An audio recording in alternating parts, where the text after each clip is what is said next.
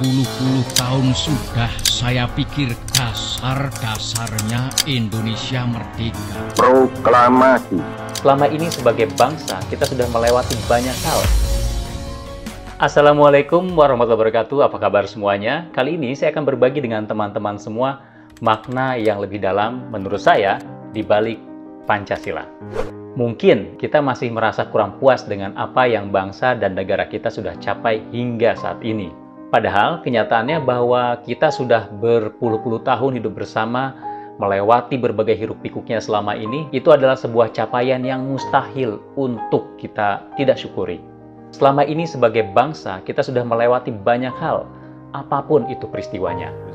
Mulai dari reformasi tahun 1998, hingga tragedi Tanjung Priuk, peristiwa Malari, gerakan 30 September, pemberontakan DITII, Permesta, juga pemberontakan PKI di Madiun tahun 48, dan kenyataannya hingga saat ini terlepas dari semua itu, kita masih bersama-sama sebagai bangsa dalam bingkai negara Indonesia. Itu semua mustahil jika kita sebagai bangsa dan negara tidak memiliki fondasi atau dasar negara yang kuat. Setelah berpuluh-puluh tahun berjuang di tanah air sendiri dengan dinamika domestik dan juga dinamika politik global, akhirnya para pendiri bangsa berkumpul pada titik yang penting ini. Sidang-sidang Badan Penyelidikan Usaha Persiapan Kemerdekaan atau yang dikenal dengan BPUPK. Disinilah untuk pertama kalinya keragaman dan segala perbedaan yang ada di tanah air itu dikumpulkan dan dijahit perlahan-lahan hingga akhirnya lahirlah yang kita kenal saat ini dengan Pancasila. Memang secara sejarah Pancasila dilahirkan berawal dari forum ini, dari sidang-sidang di sini. Tapi sebetulnya apa-apa yang dibahas pada sidang ini benihnya sudah dibahas berpuluh-puluh tahun ke belakang oleh para pendiri bangsa, baik yang sudah meninggal dunia maupun mereka yang tidak ikut dalam sidang-sidang BPUPK. Jadi sebetulnya Pancasila itu lahir dari pertukaran pikiran, perdebatan, dan tarik ulur kepentingan yang akhirnya berujung pada konsensus atau kesepakatan para pendiri bangsa. Tentu saja tidak mudah, karena BPUPK terdiri dari anggota yang sangat beragam. Di BPUPK ada politisi, ada pemuka agama, ada sastrawan, ada pengusaha, ada juga birokrat, ada teknokrat, ada guru, ada bangsawan, ada wartawan, juga ada wakil-wakil perempuan yang saat itu sudah berkiprah luar biasa. Dan mereka-mereka inilah yang lahir, tumbuh, dan terbentuk pada masa-masa pembentukan karakter bangsa dan negara ini di masa-masa sulit perjuangan melawan kolonial. Di antara mereka ada yang melakukan strategi kompromi, tapi ada juga di antara mereka yang memilih untuk tidak berkompromi dengan kolonial. Tapi dampaknya mereka pun ada yang diasingkan, mulai dari Bengkulu, Ende di Flores, hingga Bovendigul di Papua. Jumlah anggota BPUPK lebih dari 60 orang. Sekitar 60% anggota BPUPK itu adalah orang Jawa.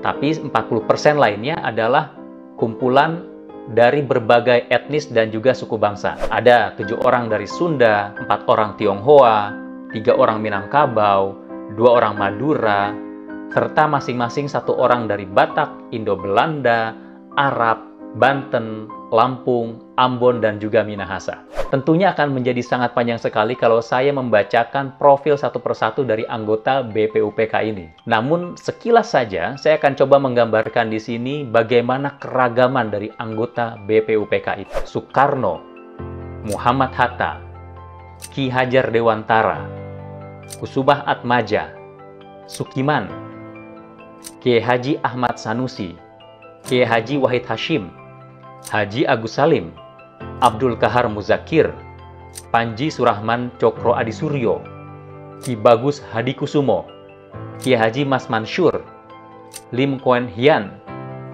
A.A. Maramis, Muhammad Yamin, Ahmad Subarjo, A.R. Baswedan, Yohanes Letuhar Hari, Maria Ulfah, Siti Sukaptinah Sunaryo, P.F. Dahler, Farada Harhab, Supomo, Abi Kusno, Otto Iskandar Dinata, Sudirman, dan Ketua BPUPK itu sendiri, Rajiman. Ketika sidang BPUPK akan dimulai, Ketua BPUPK yaitu Dr. Rajiman mengeluarkan sebuah pernyataan juga sekaligus pertanyaan. Apa dasar negara Indonesia jika kelak merdeka? Dan untuk menjawabnya, ada 3 orang yang mengajukan, bisa dibilang proposal, ke sidang BPUPK. Ketiga orang itu adalah Muhammad Yamin, Profesor Dr. Supomo, dan yang ketiga adalah Soekarno. Usulan dari Soekarno pada tanggal 1 Juni lah yang akhirnya diterima oleh sidang BPUPK untuk dibahas lebih lanjut, termasuk usulan nama Pancasila itu sendiri. Itulah kenapa pada tanggal 1 Juni ditetapkan sebagai hari lahirnya Pancasila. Saya telah mengemukakan 4 prinsip. 1. Kebangsaan Indonesia. 2. Internasionalisme atau perikemanusiaan. 3. Mufakat atau demokrasi. 4. Kesejahteraan sosial.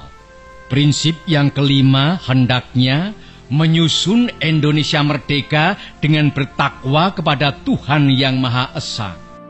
Kemudian hasil dari sidang BPUPK itu dibahas lagi pada tanggal 22 Juni. Nah, pada tanggal 22 Juni inilah dikenal dengan lahirnya Piagam Jakarta, yang terkenal dengan ketuhanan dengan kewajiban menjalankan syariat Islam bagi para pemeluknya. Proklamasi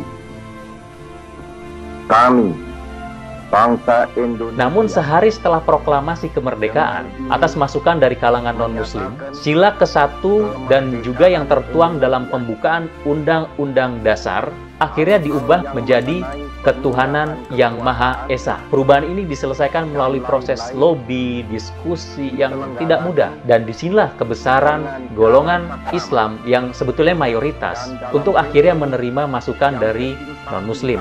Perlu kita ingat juga, selain muslim dan pribumi, BPUPK juga terdiri dari 4 orang Tionghoa yang beragama Buddha dan Kristen, yaitu Lim Kuan Hian dari Banjarmasin, pendiri Partai Tionghoa Indonesia, Oei Tiang Choi, pimpinan Surat Kabar Hongpo, dan Oei Chong Hao, ketua Partai Peranakan Tionghoa atau Chung Hua Hui, dan seorang pengacara Tan Eng Hoa. Juga ada 3 orang beragama Kristen seperti Peter Frederick Dahler dari golongan Indo-Belanda, Alexander Andries Maramis dari Minahasa, dan juga Johannes Latuharhari dari Ambon. Setelah BPUPK dibubarkan pada tanggal 7 Agustus, dibentuklah Panitia Persiapan Kemerdekaan Indonesia dengan komposisi yang juga sangat beragam. Beranggotakan 21 orang, 12 orang dari Jawa, 3 orang dari Sumatera, 2 dari Sulawesi, 1 dari Kalimantan, 1 dari Sunda Kecil atau yang kita kenal dengan Nusa Tenggara, 1 orang dari Maluku, dan 1 orang Tionghoa. Selain itu, PPKI juga terdapat 8 orang ahli hukum, wakil dari kalangan Muslim, wakil dari kalangan non-Muslim,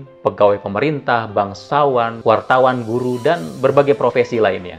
Kalau kita melihat keragaman dari anggota BPUPK dan juga PPKI itu, kita tentunya bisa membayangkan bagaimana tidak mudahnya diskusi, perdebatan yang ada dalam perumusan Pancasila. Tidak hanya para tokoh ini mewakili sudut pandang, suku, dan budaya masing-masing, namun juga menghadirkan diskusi yang melibatkan kekayaan wawasan, pengetahuan, dan pengalaman masing-masing anggotanya selama bertahun-tahun sebelumnya berjuang melawan kolonial dengan caranya masing-masing. Hingga akhirnya lahirlah Pancasila, dasar negara kita, yang menjadi landasan utama kita saat ini untuk terus bersama-sama membangun negara kita Indonesia dengan segala keragaman perbedaan di dalamnya.